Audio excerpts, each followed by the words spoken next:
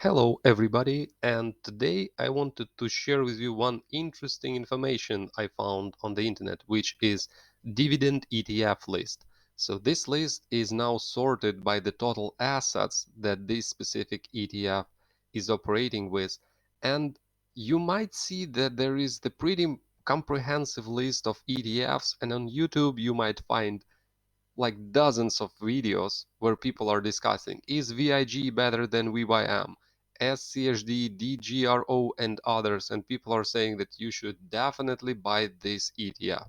So I was interested in it, and I started analyzing like which ETF is basically different from one another, because I know for sure that most of you are investing in ETFs and you don't have just one fund or two funds, that you're trying to find a number of funds to invest into and to be pretty well diversified and not be dependent on one specific company or one specific ETF, which is true. But if we're looking at dividend ETFs, we are talking about companies first that then are becoming a part of the holding of specific ETF.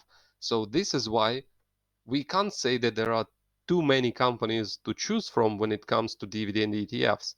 So let's take a look into this information. So first of all, you might see that this information from this website was stored in the Google Doc, accordingly sorted by the total asset size. And you can see that top 7 ETFs are actually 71% of all the ETF list, or all like share of voice of assets that are invested into dividend ETFs.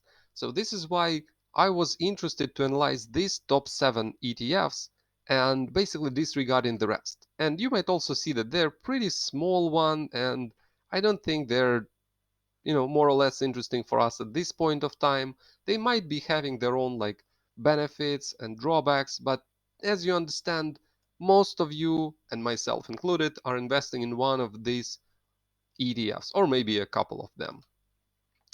So, looking further, each of these ETFs has the number of companies that it currently holds. And I basically exported just top 25 companies from the list of each holding and put it in here to understand what is the percentage of the weight that this company is holding in these ETFs. And as a result of this table was prepared. So how to read it? So first we have the companies and their tickers on the left side. Then we have the columns with ETFs. As you can see, they were all sorted in here. And then we have grand total. So the percentage of weight each of these companies has in the total. And then the density. How frequent is this company appearing in one of these ETFs? So you might see, first of all, that some of the companies are in 70% of the cases are inside of the ETFs, which means that these companies are heavily bought by these ETFs and their performance is impacting the ETF performance. And some companies might have pretty low density, like, for example, ADP or Pioneer or Visa. And this is how you can understand how popular might the company be overall in the market, just because of this. And you might see some correlation in between these ETFs. And I just will walk you through how I view this information. It's not a recommendation, but you can make some conclusions on your own and come up with an understanding which ETFs should you hold and which ETFs should you stop buying or even get rid of to diversify your investment portfolio. And under diversification, I mean truly diversify your portfolio. So first of all, I wanted to share my view on HDV. So if you look at this ETF, it stands out from all of the other ETFs due to one fact. It is heavily dependent on top 10 companies. And amongst them, it's heavily dependent on Exxon and Chevron, which represent like oil, natural gas, and energy sector in general. So please be mindful of this when you're making your investment decisions. And Verizon as well, it holds 7%, which is in general pretty high numbers when it comes to allocation towards one specific company. I don't prefer this type of the investment, as you can see. So this is why HDV is definitely not my use case. But if you think that it's yours, please go ahead and invest into it.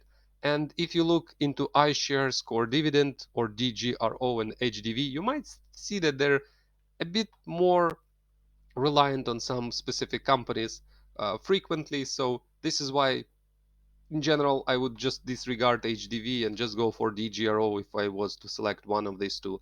And DGRO is very similar to VYM.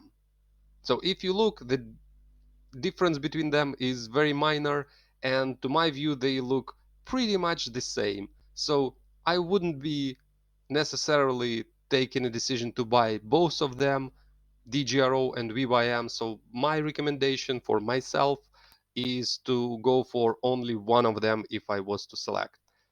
If we are looking into DVY, you might see that first of all, this ETF is really well distributed and it just allocates 1 or 2% of the ETF to one specific company, which I really like because it makes portfolio pretty diversified. And also, this ETF is not investing into many other companies that other ETFs are investing, which makes it also different from the other ETF, which is why it's interesting to me when I will select, if I will be selecting this for diversification of my ETF portfolio. And similar use case is in SDY. So it also allocates 1 or 2% only to specific companies. And also it is not selecting some of the companies others are heavily investing. When it comes to top 25 holdings, this is very important. We are only analyzing top 25 holdings.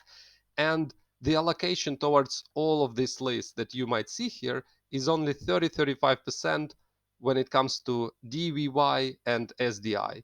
So if I was to select, let's say, a second ETF for investment, which is different from the other ETFs, I would select only one of them, DVY or SDY. When it comes to SCHD, now I understand why people really like this ETF. First of all, it's very different from the others. It is not allocated to Chevron and Exxon when it comes to the majority of the allocation. And you might see that these companies are very popular amongst the dividend ETFs, but SCHD is not selecting them. Also, they're allocating 4% to each individual company, which I really like, which makes it more or less diversified and not heavily impacted by the performance of one specific company, like, for example, HDV does when it comes to AbbVie, when it comes to Verizon, when it comes to Chevron or Exxon. And this is why I would put it as one of the pretty unique ETFs when it comes to dividend investing. So again, just to reiterate, DGRO or VYM, DBY or SDI, SCHD is basically the third selection that I would basically recommend for myself. And when it comes to VYG and VYM, I don't see that much difference between them. Like, yeah, of course, you might say that top 5 companies are basically not included in here, but they're included in here, but it's only 10% of the ETF.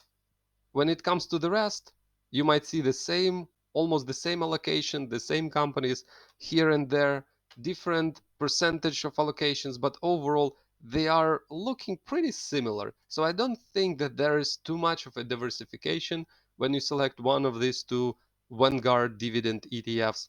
So this is why I would not go for one of them, or will be selecting just one. But again, if you already have DGRO or VYM, then I would say that you don't need VIG. At least I don't see much value in it. So hopefully you found this video useful for yourself. So make your select dividend ETF list wisely.